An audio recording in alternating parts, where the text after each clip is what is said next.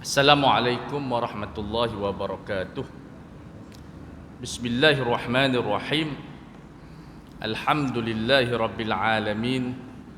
Wassalatu wassalamu ala sayyidil mursalin wa ala alihi wa ashabihi ajma'in.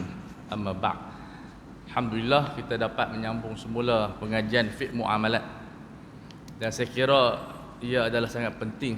Pagi tadi pun saya di Al-Ustaz kita bincang tentang fiqh servis penghantaran. Jadi banyak soalan yang masuk sebab dia servis penghantaran ni memang hari-hari kita buat, tambah 2 tahun lepas memang tak buat apa, order je lah kan.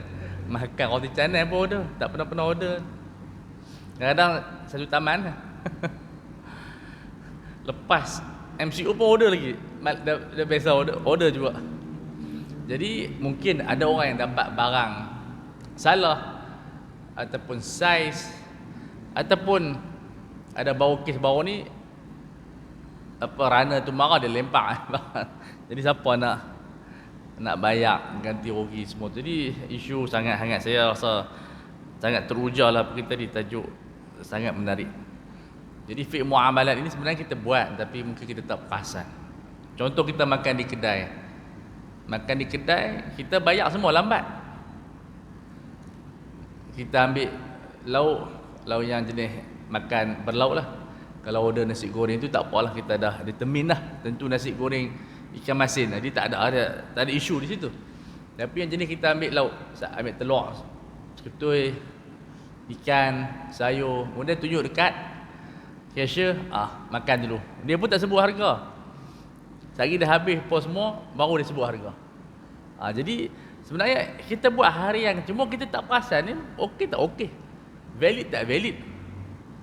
Itu yang kita pada pentingnya belajar fiqh muamalat. Saya pun tulis sikit nak impun tajuk dia lebih kurang fiqh retail lah.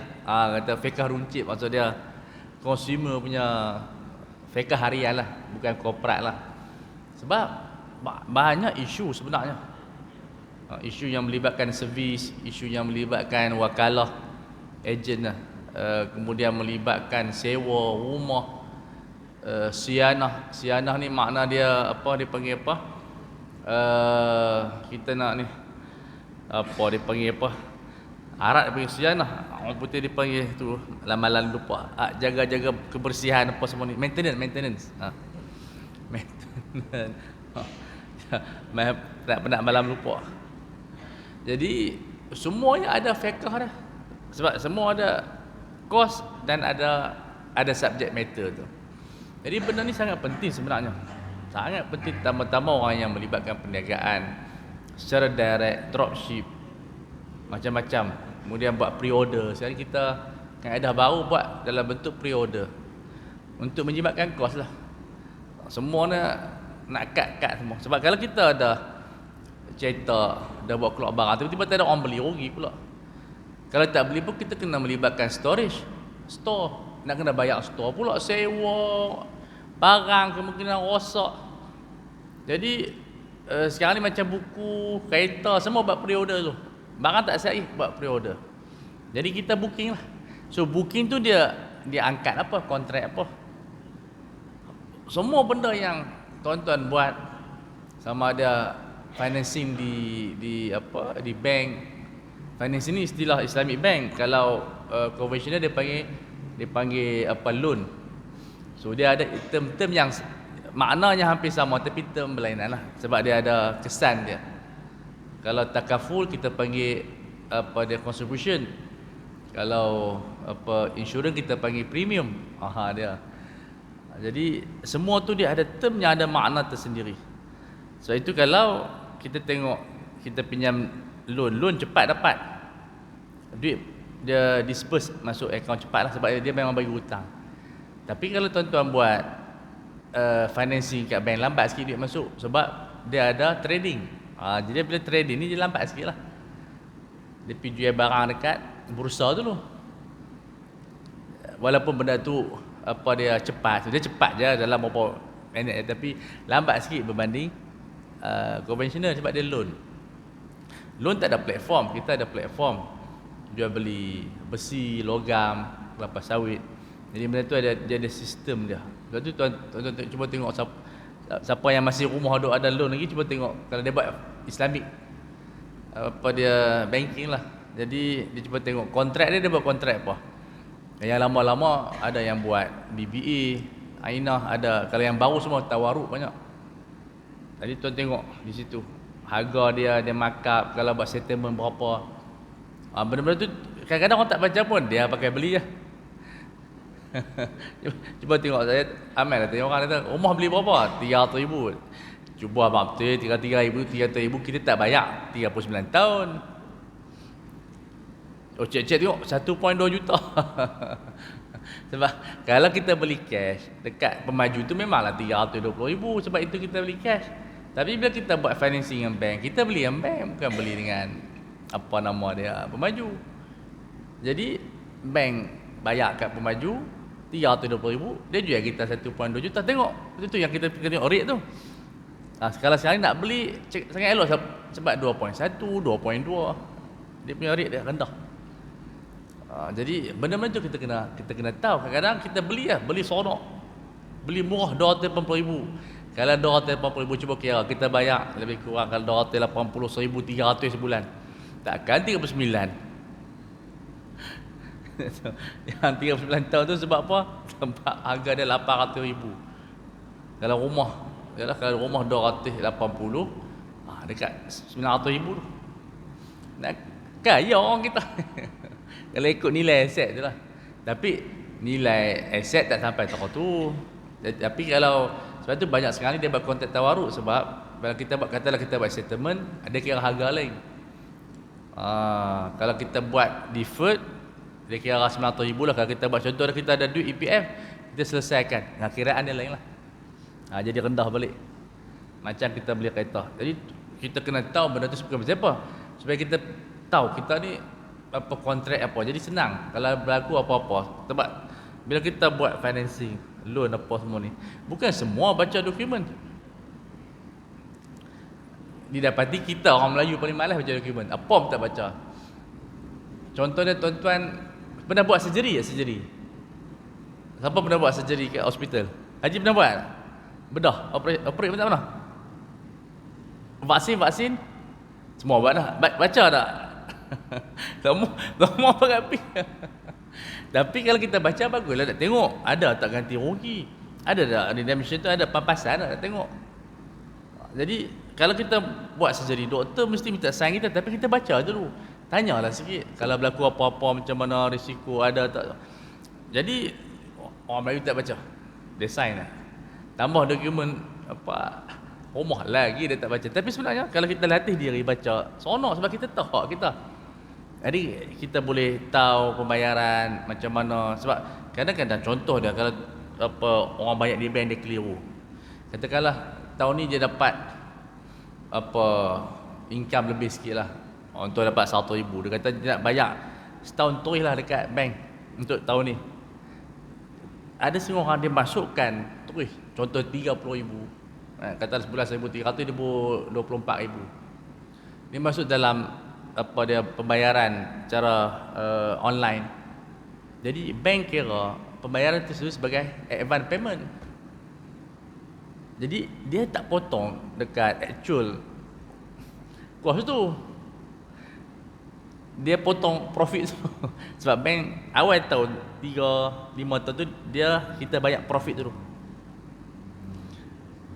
Dia habis profit tu nanti tahun ke-5 ke-6, kalau kereta tahun ke-3 lah, baru dia potong apa dia banyak dekat actual cost tu.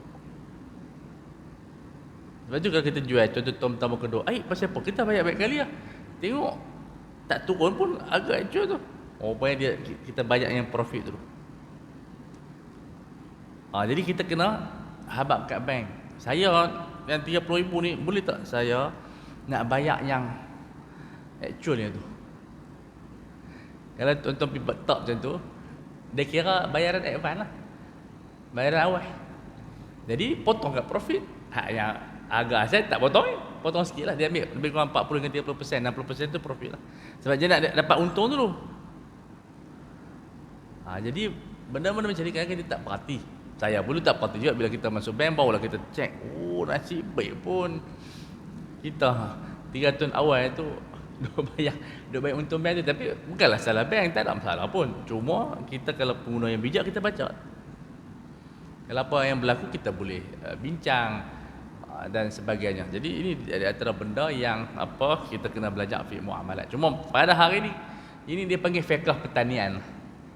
Pertanian tak ada banyak sangat orang yang perhati tentang kontrak.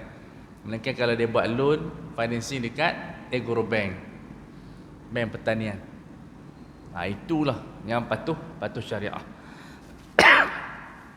Jadi pertanian ni penting sebab kita banyak buat pajak. Jadi bila buat pajak ni mesti ada kontrak.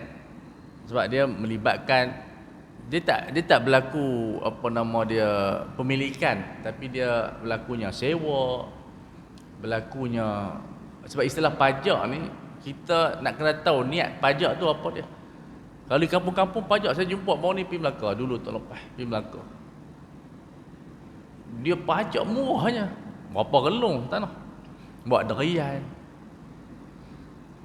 Tapi semuanya verbal je. Tak ada dokumen. Tapi kalau mati tu susah juga lah. Anak-anak nak cek balik.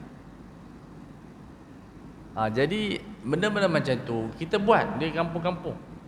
Kita pajak, kemudian kita upah orang siram. Manalah nak jaga kebun. Jadi hari ini kita bincang tentang musaqah. Nak minta orang upah jaga tanaman kita, nanti bila dapat buah, kita bagi sedikit upah kepada dia. Itu musaqah. Menurut bahasa Arab, musaqah diambil daripada siraman. Istilah pula musaqah adalah kontrak antara pemilik tanaman. Yang ni ada kebun-kebun dan sebagainya dengan pihak lain sebagai orang kata kita punya ajir, sebagai orang yang kita hire dia, yang akan melakukan kerja. Yang pertama, pemeliharaan, syianah, penjagaan dan segala kerja yang diperlukan sebagai satu imbuhan, sebagai satu consideration. Pihak kedua tadi, pengusaha akan mengambil kadar tertentu daripada hasil yang diperoleh dan juga diberikan kepada pekerja dia. Amalan ini dinamakan musaqah kerana kerja-kerja ini memerlukan pengusaha tadi melakukan kerja siraman dan mengalirkan air lebih daripada kerja-kerja yang lain. So kita sebagai pekerja ini sebenarnya membuka peluang pekerjaan. Dari sudut peluang pekerjaan pertanian yang lebih luas sebenarnya, sebab pertanian ni dia seluas mana tanah kita boleh hire. Tapi kalau di pejabat, berapa orang kita perlukan? Pejabat terbatas. Tapi kalaulah kerajaan mula ke arah pertanian, tapi kadang sambutan tu tak ada. Saya jumpa kawan saya masa kami di Batak Mahmud tu, best saya tu ramai sebab dia bercampur i'dadi dengan yang masuk form 1 tu. Sebab zaman saya tu tak ada persediaan dah masuk tingkatan 1. Dekat 500 pelajar. Zaman saya SPM lah 98. Yang saya jumpa daripada 500 orang tu seorang jadi petani. Buat sawah. Makna dia tak ramai yang minat. Jadi kalau kita nak membasmi masalah jobless ni, dia bidang pertanian dan yang boleh selesaikan. Doktor pun tak ada kerja, lalu bawa Grab. Nak pergi letak hospital kat mana? Hospital kita dekat, kalau hospital kerajaan lah, dekat 200 hospital ada di seluruh Malaysia. Jadi kalau satu hospital perlukan berapa, yang sekarang ni pada doktor kontrak ada lebih 2,300. Nak letak mana? Memanglah kita push kerajaan, tapi kalau duit lagi dan sebagainya. Tapi sebenarnya itu yang kerajaan kena berusaha mewujudkan peluang pertanian sebenarnya. Kalau kita tengok di Holland, di Australia, negara yang lain, Thailand, pertanian lah. Sebab pertanian ni tanah luas, pekerja diperlukan. Kalau kita nak kerja hebat-hebat, susahlah. Jadi ini di antara peluang apa yang boleh kita hidupkan semula di masa kini. Macam Grab, pusat servis sekarang ni lah. Tapi kita takut benda tu tak bertahan lama lah. Mungkin 5 tahun, 6 tahun nanti dah tak guna servis itu secara meluas lagi. Kerja penyiraman ini dilihat sebagai kerja yang paling membebankan. Sebab kita nak pastikan pokok, yang ni memang kita kena ada ilmu pertanian lah. Nak jaga jenis-jenis pokok, kalau pokok durian macam mana. Lama tu. Kalau cepat, tembikai lah. Tembikai 3 bulan tumbuh dah. Tembikai susu. Jadi tembikai di antara produk yang dia cepat. Dan cepat hasil dia. Tapi durian saya rasa 10 tol bila nak makan. Tapi kalau tembikai dia okey. Anggur okey. Jenis buah-buahan yang merayap di tanah.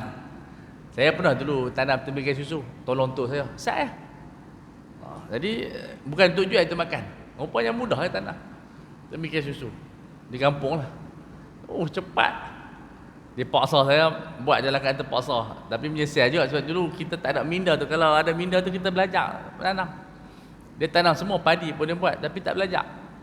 Bila kita main dewasa ni, rupanya pertanian sangat penting. Maknanya ilmu pertanian tu, skill-skill. Jadi kalau siapa ada tanah, makruh kalau dia tak bangunkan. Berapa orang kalau kita pergi Pahang tu, tanah terbiak. Kawan saya beli buat loan 1,000. Kalau nak buat loan tanah, agrobank lah. Dia beli dekat orang muda. Dia ada 100 hektar tanah kat Pahang. Dia jual 2 hektar. Sebab orang sana, mereka tak ada slip gaji apa. Mereka nak makan, mereka jual tanah. Kampung-kampung macam tu. Jual 1,000 makan dia tu. Jadi hidup macam tu. Sebab mereka tak ada minda untuk berniaga. Banyak orang kampung macam tu. Mereka kaya, tanah banyak. Kita ini bandar ni nampak macam ni, tapi tak nampak. Lapis-lapis tu haji banyak, tapi kami ni tak nampak tak ada. Sebab tanah dah nilai tinggi sekarang ni. Di Kedah pun kita cek tanah-tanah dah serlong dah 60,000. Kena buat loan habis nak kata. Kalau jenis tuan tanah tu baik, dia kata tak apa. Bayar tu 20,000, kemudian tiap bulan bayar. Tak apalah kita bayar secara installment. Tak payah buat loan lah. Tapi sekarang ni pun dia dah bijak dah. Anak-anak bijak kata, ayah bagi dia buat loan lah. Dan berapa ambil sikit-sikit tu. Jadi banyak kes macam tu lah. Anak-anak macam Pok. Pok ni okey. Anak-anak cerdik, mengaji universiti. Sebab ada kes di mahkamah. Pok ada dulu jual 30,000 ya. Tanah kat bagi ni. Sak. Abang saya buat kes. Main dekat anak kata murah sangat. Tanah ni nilai dia 300,000. Gaduh kat mahkamah. Anak cerdik. Pok tu cerdik, tapi Pok ni orang dulu fikir tak apalah. 30,000 kan banyak dah tu. Jadi sebenarnya isu tanah ni sangat banyak yang kalau kita usahakan peluang pekerjaan tu ada. Cuba kita nak cari pekerja pula lah. Employer tu susah sebab kita tak dididik di sekolah. Pendidikan KHP tu saja berapa bulan, lepas tu tak tahu apa dah. Jadi macam mana kita nak latih duduk tengah panas? Kita daripada masuk surau ni, balik rumah aircon, dia sini berhenti masuk kereta aircon lah. Nak pergi duduk tengah panas. Jadi ini sistem pendidikan kena ada ubah. Kalau kita nak mengelak daripada jobless. Ini benda-benda yang kita belajar daripada fiqh kita. Kesahihan syarak sunnah Rasulullah sallallahu alaihi wasallam a'ta Khaybar bi syatri ma yakhruju min thamarin aw zar'in. Jadi Rasulullah bagi pada penduduk Yahudi. Maksud dia di sini kita boleh berniaga dengan orang bukan Islam. Tapi ada hikmah dia pasal apa Rasulullah tak berniaga dengan orang Islam. Sebab kalau berniaga dengan orang Islam, kebanyakan dia mereka bagi free kepada Rasulullah. Hadiah. Jadi Rasulullah tak mau macam tu. Bila berniaga Yahudi ni senang. Mereka ni kedekut.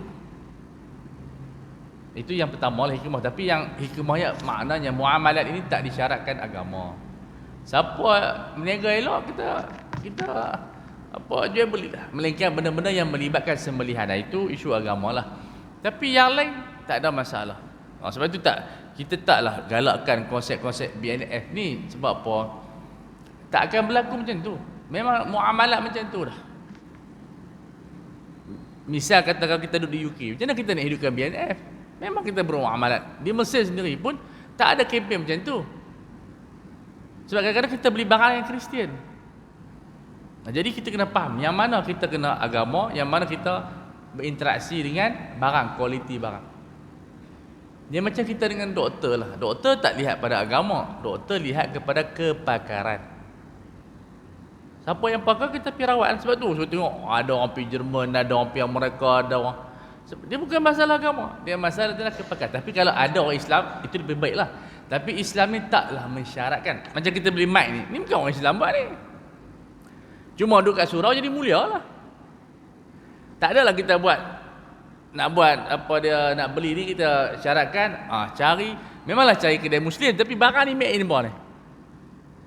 Jadi kadang-kadang kita tak faham dunia ni Tuhan buat macam mana. Jadi kita buat benda-benda yang tak akan berjaya sebab memang macam tu Tuhan buat. Wal arda wada'aha lil anam. Tuhan dah kata dah bumi ni untuk semua manusia.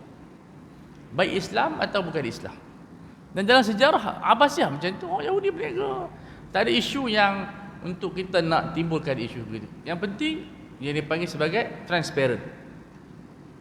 Itu yang kita kena bangkitkan dalam perniagaan. Tak ada istilah kita nak buang. Sebab kalau kita buat macam tu, macam mana kita nak hidup sebagai mujtama'? Sebab mujtama' ni adalah konsepnya kita bekerjasama dengan semua pihak. Ini yang dibina oleh Rasulullah SAW di kota Madinah. Dan cuma Yahudi tu yang jahat, mereka khianat. Tapi konsep itu ada pada Islam. Dengan memberi sebahagian daripada hasil buah ataupun tanaman. Dan dari riwayat yang lain, amala ahla Khaybar. Rasulullah berinteraksi, berkontrak musaqah dengan penduduk Yahudi di Khaybar. Sebab itu pembacaan Quran dan Sunnah kita kena faham bahawa kita dengan Yahudi yang pertama bukan kita anti agama dia, kita anti kezaliman dia. Sebab yang pertama, kata ulama, macam mana kita nak anti dia? Allah Ta'ala mengharuskan kita makan makanan dia. Dan diharuskan berkahwin dengan mereka. Cuma kita tak kahwin sekarang ni, orang Islam tu ramai. Tapi di Mesir, sebagian pemimpin kahwin dengan orang yang Yahudi, Kristian. Macam dulu Husni Mubarak, isteri dia adalah Kristian. Yasir Arafat, Kristian. Jadi ini yang kita kena faham. Cuma ayat-ayat Al-Quran yang menunjukkan kepada ketidak boleh kita bekerjasama dengan mereka dalam bentuk menyatukan agama. Tak boleh lah. Macam baru ni, mereka buat persidangan dengan Syekhul Azhar. Yahudi dan Kristian minta Islam bersatu dengan 3 agama ni di atas nama-nama agama Ibrahim. Tak boleh lah. Penyatuan agama tak boleh. Penyatuan kerjasama tak ada masalah. Memang ulama antarabangsa dah buat kerjasama dengan semua agama, mereka Yahudi dia pun tak mau. Itu memerangi dadah. Itu hujung tahun 1990 apa. Dihadiri oleh ulama-ulama yang besar. Sebab benda ni satu isu kemanusiaan. Jadi sebab kita di Malaysia kita boleh bekerjasama dengan Buddha, dengan Hindu, dengan mana-mana agama adalah isu yang pertama dadah. Sebab dadah ni bukan melibatkan orang Islamnya, semua anak terlibat. Yang kedua melibatkan dalam isu pembuangan anak, bayi. Yang kedua anti kepada perkahwinan, yang ketiga anti perkahwinan. Sebagian apa anak-anak muda tak mau kahwin lah. Hidup sosial. Anak-anak tapi anak don't nikah. Kita tak mau macam tu. Yang keempat itulah pembuangan bayi. Ataupun abortion, pengguguran anak, meningkat. Jadi isu ini isu kemanusiaan, bukan isu melibatkan agama kita saja. Di sini kita bekerjasama sebab kita tak mau anak India pun sekejap lagi pergi gugur anak, sekejap lagi Cina pergi gugur anak, Melayu pergi gugur anak. Sebab abortion sekarang ni meningkat tinggi. Ataupun dipanggil miscarriage. Jenayah menggugurkan anak. Jadi kita bekerjasama, cuma kita tak ada fikir lah. Sebab politik banyak sangat. Kalau kita fikir secara Islamik, secara ilmu, kita boleh banyak bekerjasama daripada kita bertengkar.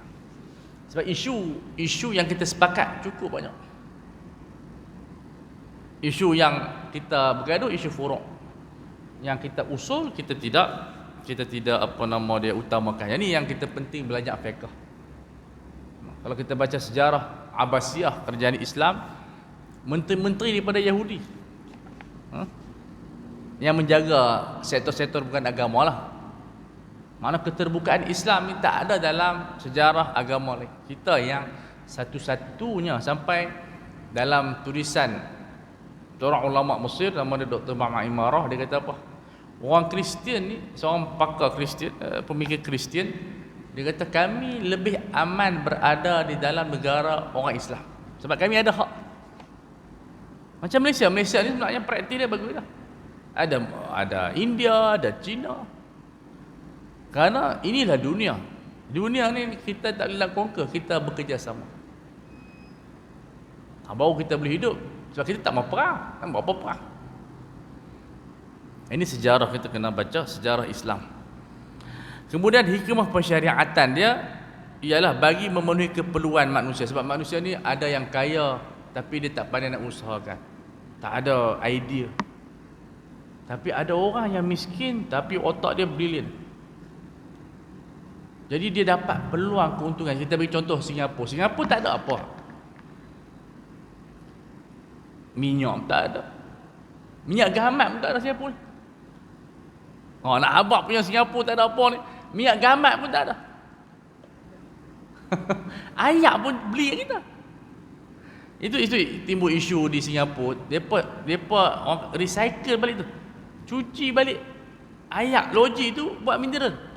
Di samping beli kat kita. Tapi pasal apa Singapura maju daripada kita? Sebab depa kembangkan servis. Depa servis yang paling terbaik di dunia. Apa dia organize airport. Depa banyak yang selia airport antarabangsa di luar negara. Minyak pun depa yang cuci. Kita minyak kita cuci di sana. Depa bangunkan manusia. Itu tak kira Jepun lagi. Jepun ni sampai tenaga solar matahari tu depa boleh kontrol. Orang Islam ni taklah bergaduh macam tu. Orang Islam kunut. Tak kira Mat Ustaz ni bahas talqin. Dia tidak membuka minda masyarakat. Akhirnya semua kita terpaksa tumpang orang lain. Vaksin. Kita sepatutnya dengan orang Islam yang ramai ni kita boleh buat vaksin. Tak boleh buat juga. Kena minta Cina belanja tinggi. Dah beli pula, tak mau vaksin pula. Saya 2 tahun ni kempen vaksin dia. Tak larang lah. Di Kedah yang baru ni booster ni 40% tak mai. Benda tu ada tempoh, lama-lama buang macam tu. Sebab kadang-kadang geng-geng movement anti vaksin ni terlampau kuat. Di Kelantan, lagilah. Semua pakat tawakal kepada Allah. Betul, semua tawakal, tapi dia kena ada. Kita ni kalau tak vaksin lah itu, rasa sehari 50,000 lah. Pakai surau ni 3 orang adalah imam, Bilal, Tok Siak. Ikut mazhab Hanafi lah sembahyang. Main Jumaat. Kita hari tu 26,000 lah. Lepas vaksin alhamdulillah turun sampai 5,000. Macam okey lah tu. Selangor tinggal 800. Dulu sampai kat 10,000. Duk fikir kalau keluar macam mana. Jadi ini muskilah umat Islam. Kita kena kaji banyak. Sebenarnya kita ni kuat. Orang Islam ada 1.6 bilion.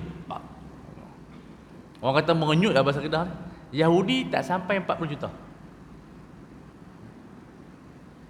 Pasal kita selalu fikir benda tak penting. Nak tengok perintah-perintah tengok pilihan raya.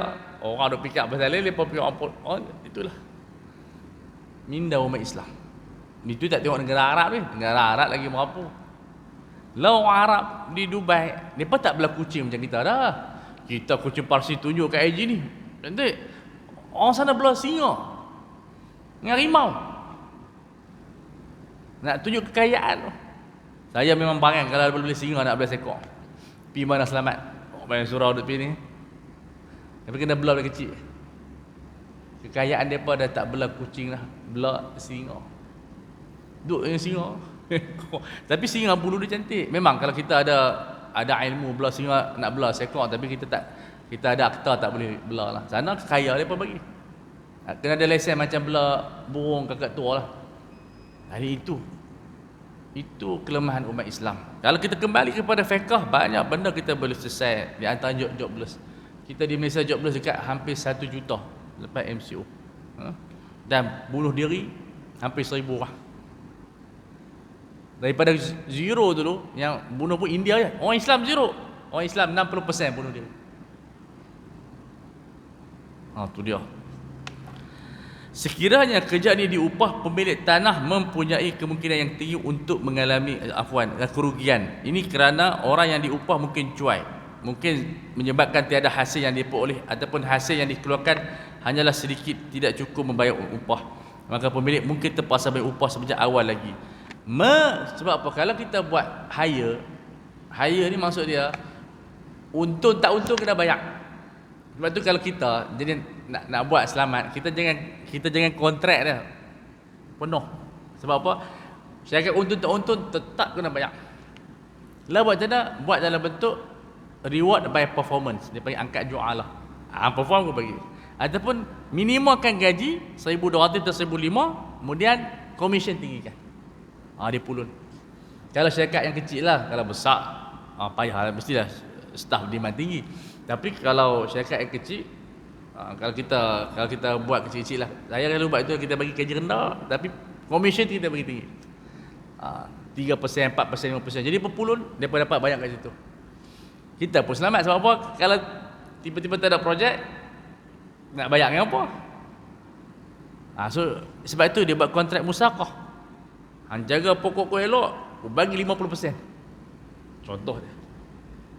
Jadi ini di antara cara syariah nak hilangkan rasa ketakutan dalam membuat kontrak ijarah. Sebab ijarah ni, contohnya kalau kita ambil gerai kecil bulan puasa, kalau kita upah dia,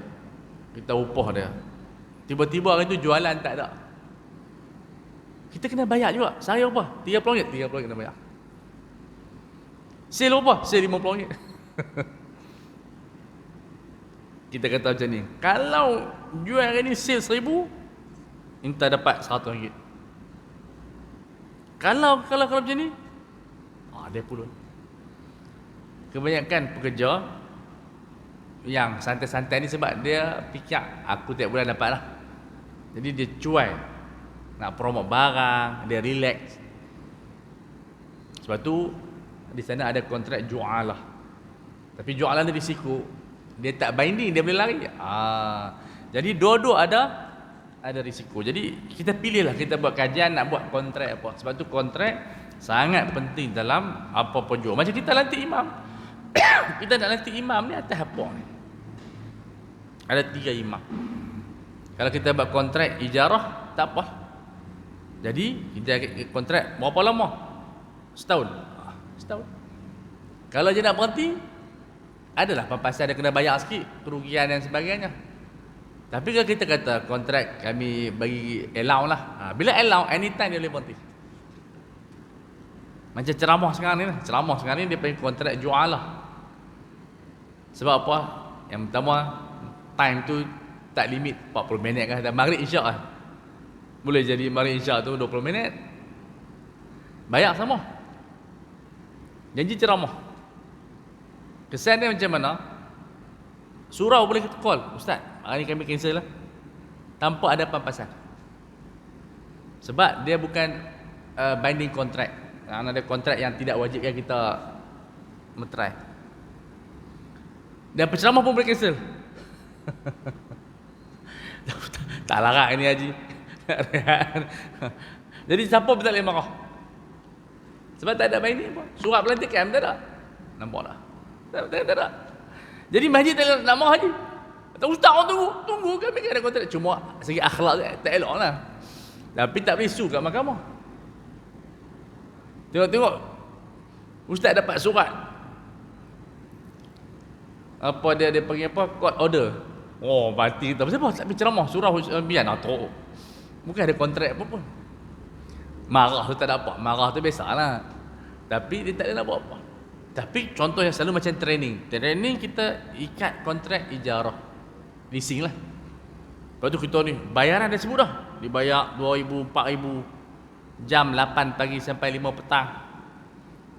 Mana-mana pihak membatalkan kontrak, dua-dua bertanggungjawab membayar ganti rugi. Berdasarkan tengok kos lah. Kalau pihak pengajuh batal, dia kena bayar lah kos tertentu. Kos dia tolak ceramah ni, kos dia tolak. Nampak? Dia mesti profesional. Orang kita sakit tak, ustaz ni apa dah.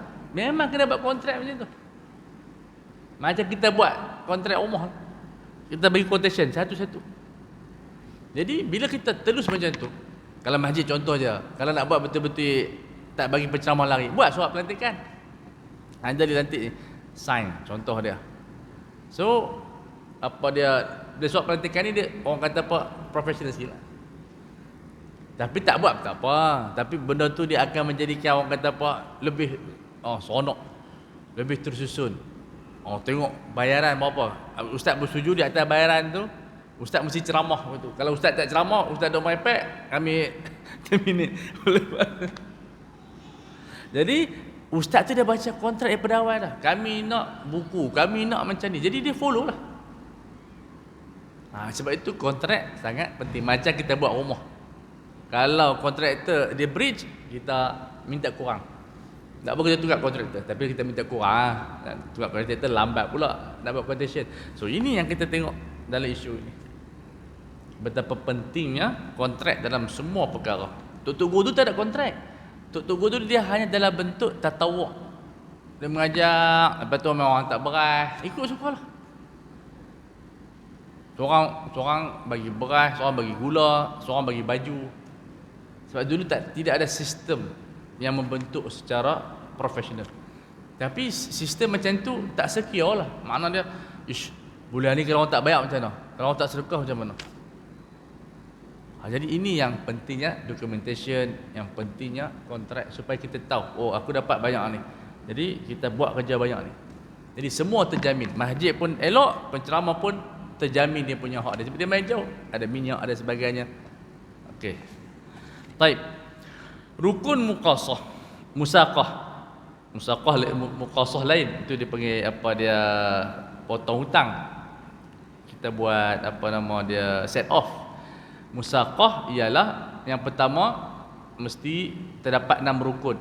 Pemilik, mesti ada pemilik. Konsep dia kalau kita nak buat sewa, kita mesti memiliki secara ownership ataupun secara leasing. Ini apa-apa jua. Kita nak sewa kereta kita, secara fiqah lah, legal kena tengok yang lain pula lah. Kita mesti memiliki kereta tu dulu, baru kita boleh sewa kat orang lain. Boleh tak kita yang sewa ni, sewa lagi pada orang lain? Boleh kalau tak ada dalam kontrak pemilik tu melarang. Tapi dalam tempoh kita sewa, misalnya kita sewa 1 hari, kawan kita tak pinjam, takkan pinjam sewa bayar 500 ni, aku sewakan ada lagi 4 jam, guna 4 jam sewa RM300. So kita dapatlah untung sikit. Ini dipanggil al-ijarah minal batil. Kalau rumah sewa banyak orang buat, dia sewa satu rumah, bilik dia sewa. So kata dia sewa 1000, bilik ada 4, dia sewa satu bilik 400, dia dapat untung 600. Itu okey. Banyak orang buat di Kuala Lumpur, banyak orang buat macam tu. Dia sewa bilik. Sebab bukan senang nak cari apa dia rumah sewa yang murah, lali orang sewa bilik lah. Jadi orang yang cerdik dia sewa ni, dia selalunya kerja kilang, kerja-kerja orang bujang ni. Kawan saya ada kena dia buat macam tu, dia sewa bilik, tapi dia ambil sikit RM50. Boleh lah, tak apa, 4 bilik dapatlah untung RM200. Jadi okey, selagi mana tuan rumah tidak melarang dia. Tapi di Mesir dulu, kawan-kawan saya yang bijak, mereka ada duit tak tahu siapa yang modal, mereka sewa rumah, mereka renovate, mereka sewa lagi ke orang luar, untung beribu-ribu.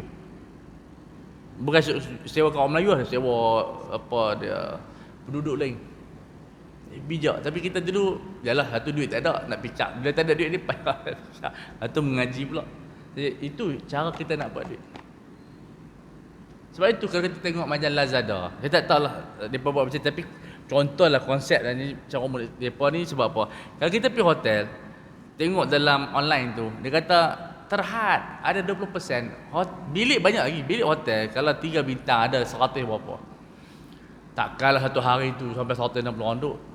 Dia hotel, dia mungkin yakin 80% saya dapat jual. 20% ni susah saya pelanggan. Dia bagi kat Lazada, bagi dekat apa syarikat-syarikat ni untuk habiskan. Ni harganya rendah. Sebab tu dia cepat habis. Sebab dia mungkin dia tu dapat 20 bilik je. Jadi hotel tu bagi kat contoh adalah syarikat tu dengan harga sewa satu bilik katalah RM100. Dia sewa kat kita RM150. Dia dapat untung kat situ. Cuba tuan-tuan kalau buat online kata, dia penuh. Dia tak penuh, tuan-tuan cuba call tengok direct, walk in. Penuh lagi. Tapi harga lain lah, lebih 100. Jadi kita kena tahu cara mereka buat duit. Itu servis. Kita pun boleh buat. Di Mekah ramai orang buat. Itu dia panggil pajak tu, istilah pajak tu. Pajak tu sebenarnya bukan pajak, dia panggil al-ijarah. Kita sewa kat atas sewa. Mereka ambil hotel Zamzam Al-Qazam tu, katalah RM700, mereka letak kat kita RM1,000. Mereka pajak 50 apa nama dia bilik. Kalau sehari untung 300, dah berapa dah sebulan? Dah berapa? 3 bulan. Itu cara. Menaik. Jadi siapa yang ada duit, tapi kena tengok tempat lah. Dulu kawan saya, Allah yarham, Ustaz Izzah Razak, dia pandai menaik. Dekat Bangi tu dia buat rumah pelajar. Macam rumah Sarawak banyak. Sewa. Sebab itu cara pendapatan yang laju. Lebih laju daripada tuan-tuan main saham, lebih laju daripada tuan-tuan pi beli emas. Lemah lambat. Kalau 3 tahun lepas lah untung sikit, tuan-tuan tak RM50,000, dapatlah untung 400, 500, 600. Kalau buat sewa, sebulan dah berapa puluh ribu kita dapat. Tapi tak semua orang ada duit kan. Yang kedua mesti ada pengusaha. Azana, cerita muamalat panjang, kita cerita bulan depan. Nanti kita bincang tentang pengusaha dan juga kontrak. Tapi cuma masalah kalau kita cerita di kampung ni, syok ni. Cerita kita tak nampak siapa yang buat ni. Ada kat sini buat? Tapi tak apa, kita cerita juga. Nanti kalau masuk bab apa pinjaman, ariyah, loan, pelaburan, nanti masuk bab pelaburan syarikat-syarikat, nanti insya-Allah kita tengok banyak isu apa yang kita boleh selesaikan. Tapi apa pun sekarang ni banyak kena check legal lah dalam commercial law, sebab kadang-kadang dia melibatkan legal.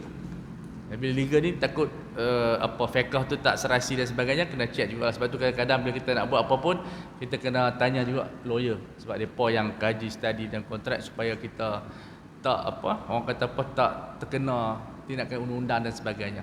Lepas tu kalau kita nak upgrade, contoh kita nak upgrade masjid bagi kemah, kita letakkan semua kontrak. Kita buatlah.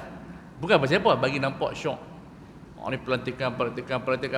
Semua penceramah kita ada berapa? Kalau buat yang tu, bukan siapa, setengah masjid benar. Masjid dia pun buat pelantikan. Kan apa pun. Kita pelantikan tu bukan sebagai ijarah, maksudnya satu pelantikan makna rasmi, bajak dengan kos. Jadi dia tahu. Jadi dia tahu kewajipan dia, surau boleh tulis kami nak apa sebagainya. Tuan diarahkan untuk mengajar kita kata ni. Kalau kita guru takmir, saya guru takmir Jawi, memang kita macam tu. Dia ada. Jadi orang kata apa? Orang tengok, kita punya innovation tu meningkat. Yang itu kita boleh tolong insya-Allah. Tak ada masalah apa. Wallahu alam. Cuma saya nak tunjuk buku ni, saya simpan lama dah. Sebab MCO dekat rumah saya cetak sendiri. Ini Bahtera Tajdid. Yang isu-isu vaksin, ikhtiar tawakal, ada dalam buku ni. Buku ni saya cetak bulan 1, tapi dah MCO tak pergi mana. Adalah dekat store penuh. Jadi kalau tuan-tuan berminat, ada dalam kereta saya lah. Harga dia 20 saja. Ini bab, kalau siapa kita nak jawab golongan anti vaksin, dia ada bab di antara ikhtiar dan tawakal. Ini di antara buku yang saya ceramah, kawan saya kumpul. Saya ceramah di YouTube, dia guru saya jugalah, dia minat apa dia topik-topik ni, dia tulis balik.